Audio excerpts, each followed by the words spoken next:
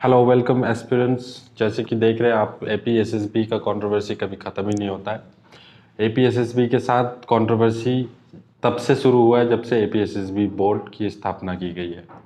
अब नया एपीएसएसबी के अगेंस्ट में एलिगेशन लग रहा है और कुछ मैं उस पर बात करना चाहूँगा।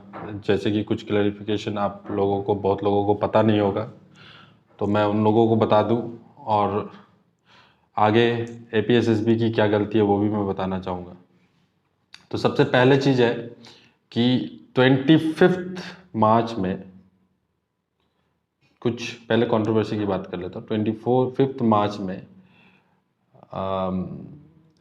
कुछ गर्ल्स का जो बैच था उसमें लास्ट बैच जो है, जो अराउंड 450 के अराउंड स्टार्ट हुआ था, इस तरीके का कहना है। उन लोगों का कहना है, ये कहाँ तक सच्चाई है, अब वो लोग क्या कह रहे हैं वो हम उनके बोलने पे आपको ये जो कंट्रोवर्सी है वो बताना चाहते हैं। तो लास्ट बैच के कुछ बच्चे 455 में अपना 450 एग्जैक्ट टाइम तो नहीं पता, मतलब लास्ट बैच था, और उनका उनके हिसाब से जो टाइमिंग बन रहा था वो ऐसा बन रहा था कि 4 घंटा लेना है, और गर्ल्स का है तो 14 किलोमीटर, मतलब कि 7 लैप्स आपको चलना है और 7 लैप्स आपको वॉक करना है। और उसका जो टाइम था 4 आवर्स का, वो तकरीबन 7 बजे के बाद आ रहा था, मतलब कि 7:30 7:20 ऐसे कुछ, ये स्टूडेंट्स का कहना है। तो लास्ट बैच में जो स्टूडेंट्स, जब उन्होंने अपना पूरा किया, तो उनका कहना है कि उन्होंने 7 बजे के बाद कंप्लीट कर लिया था, और टाइम होने से पहले उन लोगों ने लैब कंप्लीट कर लिया था।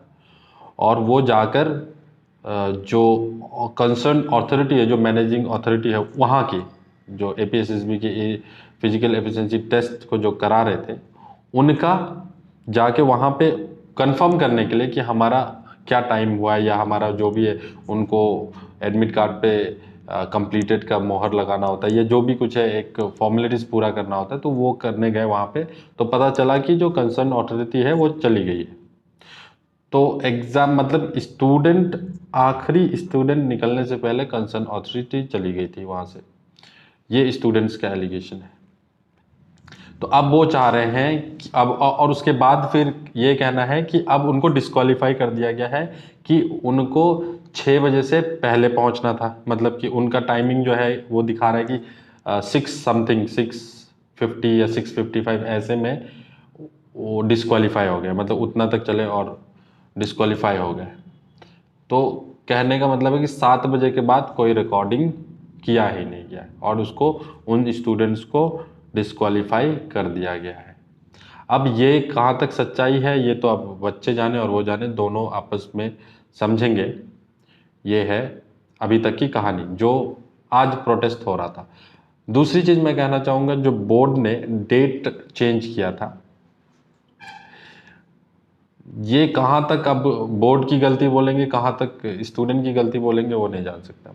2 मार्च को एडमिट कार्ड डाउनलोड करने का हुआ, और वहाँ पे सबने एडमिट कार्ड डाउनलोड किया, तो उनको एडमिट कार्ड के अकॉर्डिंग डेट्स मिल गए। तो किसी को 26, 29 ऐसे डेट मिला, 29, इस तरीके से करके बहुत सारे डेट मिल गए सब बच्चों को। वो हो गया निश्चिंत की डेट आ गया है, अब वो अपना फिजिकल एफिशिएंसी का वो तैयारी करने में लग गए। अब 20 मार्च, मतलब एक हफ्ते पहले, एपीएसएसबी फिर से नोटिफिकेशन डालती है और कहती है कि भाई डेट चेंज हो गया, सबका डेट चेंज हो गया। अब यहाँ पे स्टूडेंट्स ने, जिन्होंने ये सेकंड नोटिफिकेशन नहीं देखा है, उनका जो ओरिजिनली पहले जो एडमिट कार्ड में जो डेट आया था उसके अकॉर्डिंग वो गए सेंटर पे, और वहाँ पे उनको एपीएसएसबी के जो मैनेजमेंट करने वाले हैं उन्होंने बता दिया कि भाई आपका ये डेट पे था ही नहीं, आप पहले वाला एडमिट कार्ड लेके आ गए, दूसरे एडमिट कार्ड के अकॉर्डिंग आपने, मतलब आप उस डेट में नहीं पहुंचे तो आपको डिस्क्वालीफाई किया जाता है, तो वो तो डिस्क्वालीफाई हो गए। अब यहाँ पे स्टूडेंट, यहाँ पे एपीएसएसबी की कहना ये है कि ये जो डेट चेंज किया गया है वो इसलिए किया गया है कि पहले आर्ट्स स्टूडेंट ने भी इस फॉर्म को फिलअप कर दिया, तो नंबर ऑफ स्टूडेंट्स बहुत ज़्यादा थे। फॉरेस्टर में नंबर ऑफ स्टूडेंट बहुत ज़्यादा पहुंच गए थे। क्यों? क्योंकि आर्ट्स स्टूडेंट ने भी फॉर्म फिलअप कर दिया था, जिसको APSSB ने फिर से वेरीफाई किया और पता चला कि आर्ट्स स्टूडेंट, तो उनको डिस्क्वालीफाई करते हुए ये चीज़ को संज्ञान में लिया गया कि हाँ भाई, अब सिर्फ साइंस स्टूडेंट बचे और इनका डेट चेंज कीजिए, क्योंकि उनको भी स्पेसिफिक नंबर ऑफ स्टूडेंट रखना होता है एक बैच में।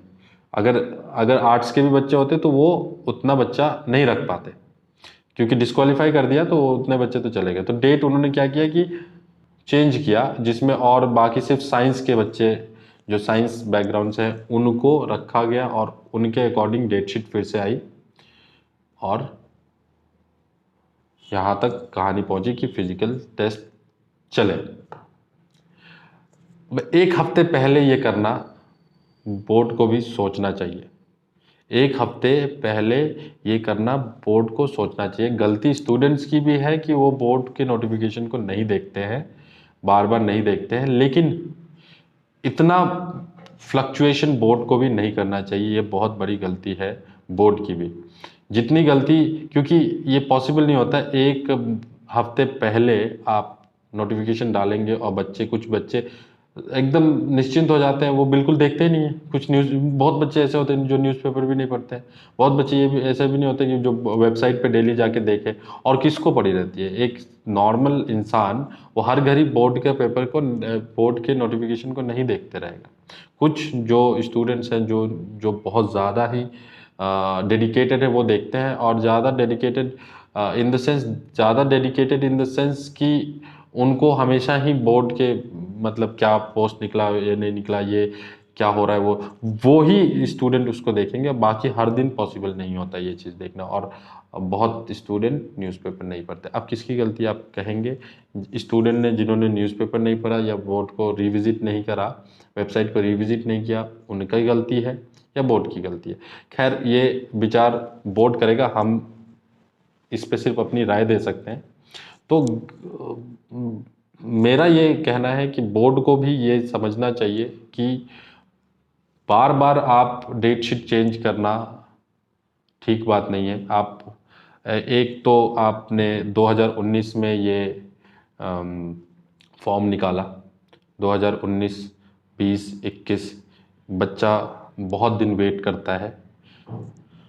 उस समय से लेकर अभी तक आपको ये टाइम नहीं मिला कि चेक करें हम कि आर्ट्स के स्टूडेंट तो नहीं भर लिया, या किसको क्वालिफाई करना है, किसको डिस्क्वालीफाई करना। आप एडमिट कार्ड निकालने के बाद आपको याद आता है कि हमें चेक करना चाहिए कि आर्ट्स के बच्चों ने तो फॉर्म नहीं भरा है।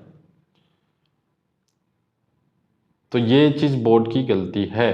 इसमें बोर्ड को संज्ञान लेना चाहिए, बोर्ड को मीटिंग करना चाहिए कि बार बार डेट से इतने लंबे टाइम के बाद आप एकदम, जब डेट एकदम नज़दीक आ जाती है तब आप चेंजेस करते हैं, तब आप हरकत पे आते हैं। ये बिल्कुल गलत चीज़ है।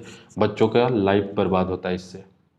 बहुतों का एज चला जाता है, बहुतों का जो एक जज्बा होता है प्रिपरेशन का वो चला जाता है। ये सब चीज़ें डिमोरलाइज करती है स्टूडेंट्स को। अगर आपको स्टूडेंट्स अच्छे चाहिए, आपको अच्छे सिलेक्शन चाहिए, तो आप बोर्ड भी आपका स्ट्रांग होना चाहिए। और जिस हिसाब से अभी बोर्ड के न्यूज़ चलते हैं उस हिसाब से बोर्ड इतना स्ट्रांग दिख नहीं रहा। खैर, किसकी गलती है ये तो वो लोग डिसाइड करेंगे। पर जो पहले वाला कंट्रोवर्सी था जिसमें स्टूडेंट डिस्क्वालीफाई हुए हैं, जो राउंड, क्योंकि अब बोर्ड तो कहता है कि वो उनका डिजिटल ट्रैकर है तो उसके अकॉर्डिंग वो नहीं पहुंचे होंगे, इसीलिए उनका डिस्क्वालिफिकेशन हो गया है। लेकिन बच्चों का कहना है कि 7 बजे के बाद किसी की एंट्री नहीं है। ऐसा कैसे पॉसिबल हो सकता है? जब 7, साढ़े 7 बजे तक का टाइम है तो कोई ना कोई तो उस 7 बजे के बाद पहुंचा ही होगा ना, 7:30 7 के बीच में।